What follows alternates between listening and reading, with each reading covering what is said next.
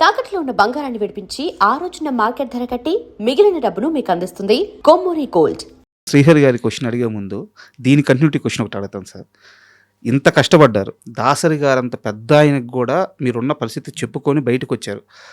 Only Rajendra Prasad గారికి మాట ఇచ్చాననే ఇంత కష్టపడ్డారు. మీరు ఇండస్ట్రీలో చాలామంది శత్రువులు చేసుకున్నారు, కానీ మీరు కానీ కాదంబరి గారు కానీ మీరంతా కష్టపడి గెలిపించిన రాజేంద్ర ప్రసాద్ అధ్యక్షుడు అయిన తరువాత మీరంతా ఒక్క రోజన్నా సాటిస్ఫాక్షన్గా ఉన్నారా?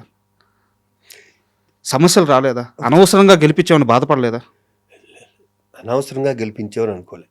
ఇక్కడ సమస్యలు ఎందుకు వస్తాయంటే, నా చేతిలో కోట శ్రీనివాసరావు గారు ఓడిపోయాడు, నా చేతిలో మా బావ అలీ కూడా ఓడిపోయాడు. ఆ ఫంక్షన్లో ఓడిపోయిన వాళ్ళకి కోపం ఉండదు మన మీద? ఉంటుందా ఉండదా? ఓడిపోయిన వాళ్ళకి ఉంటుంది కదా. అది లేకుండా చేసుకున్నాను వెంటనే. నేను మా బావ దగ్గరికి నేనే పర్సన్గా అలీ దగ్గరికి వెళ్ళి మేము హక్ చేసుకుని దాని తర్వాత 2 నెలల తర్వాత అలా కోటబాబుకి కూడా అయిపోయింది. ఇక్కడ ఏమొచ్చిందంటేనండి, ఇక్కడ నాకున్న ఎక్స్పీరియన్స్ రాజేంద్ర ప్రసాద్ గారికి లేదు. నాకన్నా పెద్ద ఆర్టిస్ట్ అవటం వేరే ఎక్స్పీరియన్స్. అవునవును. మూవీ ఆర్టిస్ట్లో ఎక్స్పీరియన్స్ కావాలి. అక్కడ 10 మందికి నవ్వుతూ జాగ్రత్తగా చెప్పి వాళ్ళ ప్రాబ్లం సాల్వ్ చేయాలి. తనున్న బిజీకి న్యాచురల్గా ఏంటంటే ప్రెసిడెంట్ అన్ని పనులు చేయట్లేదు, సెక్రటరీ చూసుకుంటాను. నేనే సెక్రటరీ ఉన్నప్పుడు, మా అన్నయ్య ప్రెసిడెంట్గా ఉన్నప్పుడు తను కూడా ఎప్పుడు ఆఫీస్కి వచ్చేవాడు. ఏ రోజు జరిగేది ఆ రోజు చెక్ చేసుకునేవాడు. మేము కూడా అప్పుడు కొత్త రూల్ పెట్టాం, ఎవరు ఆఫీస్కి వచ్చినా సంతకం పెట్టాలి కంపల్సరీ. ఎవరెన్నిసార్లు వస్తున్నారు ఆఫీస్ జనరల్ బాడీలు చూద్దాం ఓకే అని పెట్టుకునేవాళ్ళు. రాజేంద్ర ప్రసాద్ గారి వల్ల ప్రాబ్లం ఏమవుతుంది అంటే, టక్కన ఒక మాట అతని లోపల ఇది అనాలని ఉండదు, అది ఇక్కడి నుంచే వస్తుంది. ఓకే, ఆ సీనియారిటీలోనూ ఇంకో దాన్నో అనుకుంటే అసలు అనేస్తారు కదా. అలా 1-2 సార్లు దాన్ని సర్ది చెప్పుకుని మడత పెట్టుకోవడంలో కొంచెం బాధపడిన విషయాలు ఉన్నాయి తప్పితే వేరే ఏ విషయంలో లేదు, ఏ విషయం లేదు, కొంచెం కూడా లేదు. నేను ఉన్నట్టు చెప్పాలి కాబట్టి ఇది చెప్పేశా. 1-2 సార్లు ఏదో మాట స్లిప్ అవ్వడం వల్ల దాన్ని సెక్రటరీగా నేను కవర్ చేసుకుని ఆయన కవర్ చేసుకుని వదిలే అని చెప్పుకోవడం జరిగింది. కాదంబరి గారు అలిగి దూరంగా వెళ్ళిపోలేదా? నాకు తెలియదు సార్, మీరు కాదంబరిని అడగాలి. ఎందుకు చెప్పమంటారా, అంత టెన్షన్లో ఉండి కాదంబరి ఈసీ మెంబర్ అనుకుంటప్పుడు 18 మంది ఉంటారు ఈసీ మెంబర్. 18 మందిలో ఎప్పుడు 10 మంది అలుగుతారు. ఎందుకు చెప్పమంటారా, ఫారెన్ ఈవెంట్ జరిగితే మమ్మల్ని తీసుకెళ్ళని అంటాడు. ఇవన్నీ ఇప్పుడు కాదంబరి కిరణ్ కుమార్ ఎందుకు కలిగాడు అన్నది నాకు అర్థం కాదు. ఎందుకంటే కాదంబరి కిరణ్ కుమార్ మూవీ ఆర్టిస్ట్లో ఉంటాడు, వేరే ఆర్టిస్ట్లో ఉంటాడు, తన సొంత దాంట్లో ఉంటాడు, ఇంట్లో ఉంటాడు. కాదంబరి కిరణ్ కుమార్ కూడా అలగటానికి ఛాన్సెస్ ఏముంటాయి చెప్పండి? ఆయన ప్రయారిటీస్ సంథింగ్ ఏదో అక్కడ నన్ను భాగం చేయలేదనో, నా ఇన్వాల్వ్మెంట్ లేదనో, లేదా నచ్చని పనులు ఏమన్నా జరుగుతుంటే నచ్చని పనులు. అసలు మూవీ ఆర్టిస్ట్లో ఏ ప్రెసిడెంట్ ఉన్నా అక్కడ ఒక్క పైసా తింటానికి ఉండదండి. మీరు గుర్తుపెట్టుకోండి. నా పగవాళ్ళు ఉన్నా కూడా నేను చెప్తా, అక్కడ ఎవడో తింటానికి, ఎవడైనా సేవ చేయాలి. కొంతమంది ఎక్కువ చేస్తారు, కొంతమంది చేయరు, కొంతమంది అస్సలు చేయరు. మరి మీరు లక్షలు తినేశారని నరేష్ గారు అన్నారు. ఇప్పుడు లెంపలేసుకుంటాడు కదా. తర్వాత తనే చెప్పాడు కదా, తను కమిటీ పెట్టారు, కమిటీలో ప్రెస్ మీట్ పెట్టారు. ప్రెస్ మీట్ అక్కడ ఏం జరగలేదు అన్నారు. జరగలేదంటే ఏమవుతుంది? అలిగేషన్ చేసిన వాళ్ళు తప్పు అవుద్ది, అంతే అయింది. అవును, ఇంకా దాని గురించి డిస్కషన్ ఎందుకు, మనం అయిపోయిందిగా. ఇప్పుడు నరేష్ అని మీరు ఎన్ని చెప్పినా నాకు ఇష్టం అయితే పోదు. ఆ క్షణంలో తనకు అలా చేయాలనిపించింది, చేసాడు, అయిపోయింది. ఇక్కడ కావాల్సింది నరేష్ నేను గొడవ, నేను రాజేంద్ర ప్రసాద్ కంఫర్ట్గా ఉన్నామో లేదే కాదు. ఫుడ్ లేకుండా ఒక 200 మంది 300 చచ్చిపోతున్నారు. 300 మంది మూవీ ఆర్టిస్ట్ స్టేషన్లో. మనం బట్టలు బాగా వేసుకున్నాం, మనం వెండి పల్లెల్లో తింటున్నాం, నేను ఈ జ్యూస్ తాగుతున్నాను, ఇదిగో నా బెడ్షీట్లు ఎలా ఉంటాయి, అవి కాదు కావాల్సింది. దాంట్లో 1% తీస్తే 200 మంది బతుకుతారు కదా. అది ఆలోచించేవాడు కావాలి అక్కడ, ఎవడైనా సరే. అండ్ శ్రీహరి గారి విషయం సార్, శ్రీహరి గారిది మీది స్నేహం గురించి ఈరోజు కొత్తగా నేను చెప్పాల్సిన అవసరం లేదు, మీరు చెప్పుకోవాల్సిన అవసరం కూడా లేదు, అందరికీ తెలుసు. అయితే ఇక్కడ నా క్వశ్చన్ ఏంటంటే, శాంతి గారు ఇంటర్వ్యూకి వచ్చినప్పుడు ఒక మాట అన్నారు, ఆయన చనిపోవడానికి కారణం ఆయన స్నేహితులే, ఆయనకి స్వతహాగా జాగ్రత్త ఉండదు, అలాంటి మనిషిని జాగ్రత్తగా ఉండమని స్నేహితులు చెప్పలేదు.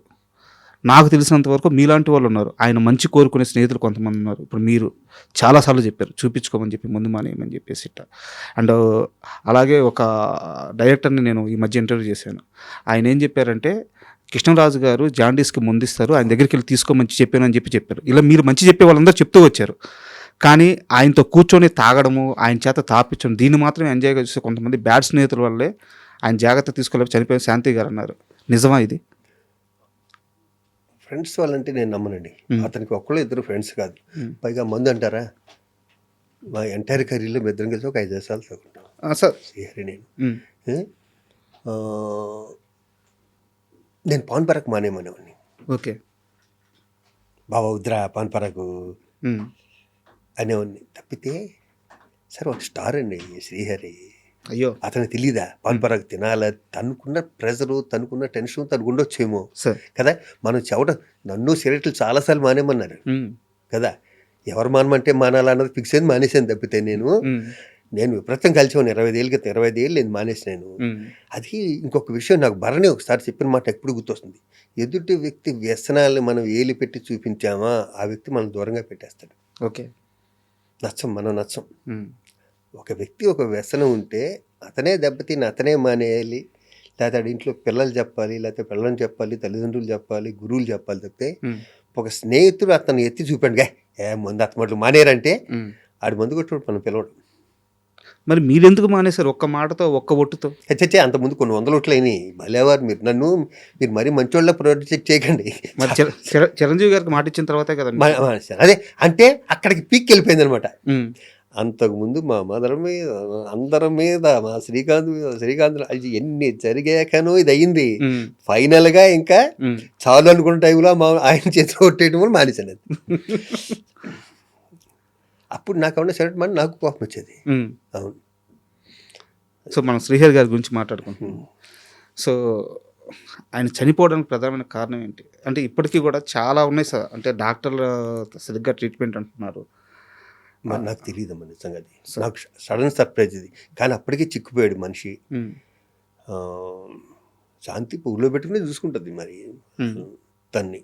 అసలు అంటే హెల్త్ నెగ్లెక్ట్ చేశాడా? ఉమ్. హెల్త్ నెగ్లెక్ట్ బాంబే నుంచో ఢిల్లీ నుంచి వచ్చాడు. అప్పుడు సార్ అక్కడ ఉన్నాడు. హెల్త్ నెగ్లెక్ట్ చేశాడా? పెద్ద ఎంత పర్సనాలిటీ అసలు. కండలు తిరిగి అసలు